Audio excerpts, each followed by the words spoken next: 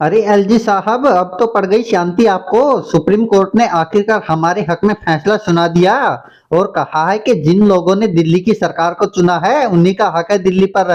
अब याद रखना, अब कभी भी हमारी फाइल नहीं अटकाना और कभी भी हमारे काम में दखल मत देना। अब हम वही करेंगे जो हमें करना है। बहुत लूट लिया तुम लोगों ने दिल्ली को।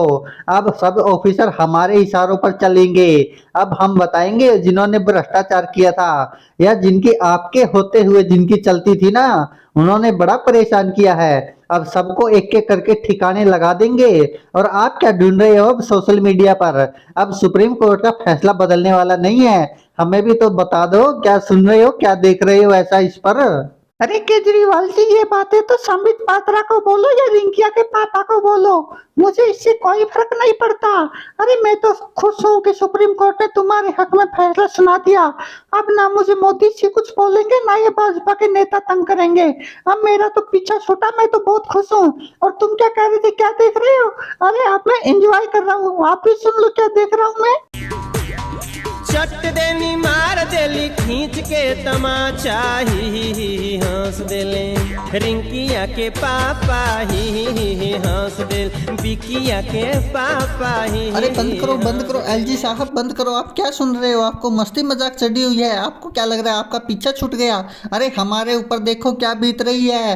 पहले ये दिल्ली का अरविंद केजरीवाल मुख्यमंत्री बन गया, उसके बाद एमसीडी थी हमारे पास, वो भी इसने छीन ली। और अब एलजी के पास जो अधिकार थे वो भी सारे के सारे सुप्रीम कोर्ट ने इस केजरीवाल को दे दिए। अब ये पता नहीं क्या क्या गुल खिलाएगा। पहले ही देख रहे तुम कितना कुछ कर रहा है ये। अरे खुद के 45 करोड़ तो खुद के घर पे लगा दिए और तुमको यहाँ रिंकिया के पापा सूझ रहा है। अरे कुछ तो शर्म करो एलजी साहब, क्या क्या बीत रही है हमारे ऊपर। अरे एक तो कर्नाटक के चुनाव ने इतनी टेंशन दे रखी है और जो इन टीवी चैनल वालों ने जो एग्जिट पोल दिखाया है, अरे मोदी जी की नींद उड़ा रखी है इसने एक तो। और ऊपर से एक ये सुप्रीम कोर्ट का बड़ा फैसला आ गया और उन्होंने कह दिया कि अब दिल्ली के कर्ता धर्ता जो कुछ भी है सब कुछ अरविंद केजरीवाल है। अरे एलजी साहब, अब आपके और हमारे पास सिर्फ 3 ही अधिकार छोड़े हैं।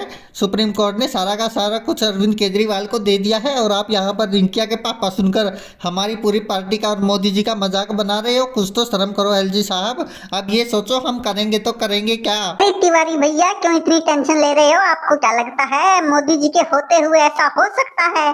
अरे क्या हो गया, सुप्रीम कोर्ट ने आदेश सुना दिया तो हम क्या सारे आदेश मानने वाले लोग हैं? चिंता मत करो तुम, दिल्ली पर अधिकार अपना ही रहेगा। अरे ये केजरीवाल वैसे ही फुदकरा ज्यादा, इसको चिंता मत करो, इसको भी टिका देंगे। और एलजी साहब, आप इतनी मस्ती मजाक मत करो, आपकी जिम्मेदारियां कम नहीं होने वाली है। आपकी तो जिम्मेदारियां अब और ज्यादा बढ़ गई है। पहले तो आपके पास अधिकार थे रोकने के लिए, अब आप ये सोचो कि कैसे रोकोगे। इस केजरीवाल को ऊपर नहीं आने देना है, ये आपकी जिम्मेदारी है एलजी साहब। अब आपकी जिम्मेदारियां और टेंशन कम नहीं होने वाली बल्कि बढ़ने वाली है, क्योंकि जब तक तो अधिकार थे आप रोक लेते थे जैसे तैसे करके। अब सोचो अब रोकोगे कैसे। अब मोदी जी का जब तुम्हारे पास फोन आएगा ना, तब पता चलेगा तुमको कि कैसे रोकना है केजरीवाल को। और देखना अभी क्या क्या होगा। अभी क्या लग रहा है आपको, केंद्र सरकार ऐसे ही पीछे हट जाएगी? अरे ये आजकल का लड़का ऐसे मुख्यमंत्री बन गया तो क्या मोदी जी से ऊपर थोड़ी हो जाएगा? देखते जाना तुम लोग। अरे रिंकिया के पापा और रिंकिया के चाचा, पहले तो मेरी बात सुन लो इधर कान करके। तुम लोगों ने बहुत मनमर्जियां कर ली है, बहुत भ्रष्टाचार फैला रखा तुम लोगों ने। जब मैं दिल्ली का मुख्यमंत्री बना था कितना भ्रष्टाचार था यहाँ पर, एक एक करके सबको ठिकाने लगा दिया ना। और अब तुमको क्या लग रहा मैं ऐसे ही शांति से बैठ जाऊंगा? ऐसे ही सुप्रीम कोर्ट गए थे हम लोग। अरे चिंता मत करो, तुम्हारे जो जो अधिकारी थे ना सबको ठिकाने लगा देंगे एक एक करके। जिन जिन लोगों ने भ्रष्टाचार किया है ना सबको एक एक करके जेल में भेजेंगे। अरे ये तो शुक्र मनाओ अब तक हमारे हाथ में सीबीआई और दिल्ली पुलिस नहीं आई है, वरना तुम्हारे अधिकारियों के साथ साथ तुम लोगों को भी जेल में डाल देते। जो तुम लोगों ने भ्रष्टाचार किए, जो काले कारनामे किए ना, सबके सब उजागर करूंगा मैं, चिंता मत करो। और तुमको क्या लग रहा है ऐसी शांति से बैठ जाऊंगा? अभी भी अगर केंद्र सरकार ने या एलजी साहब ने मेरे किसी भी काम में अड़चन पैदा की तो सुप्रीम कोर्ट दोबारा से फिर जाऊंगा मैं, लेकिन तुम लोगों की शांति भंग करके रहूंगा। तुम लोगों ने बहुत परेशान किया हमको, दिल्ली का विकास रोका हुआ था तुम लोगों ने।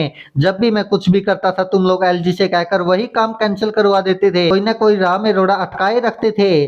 कभी बिजली की फाइल रोक दी, कभी एलजी साहब जवाब नहीं दे रहे, कभी दिल्ली के मंत्रियों को मिल नहीं रहे।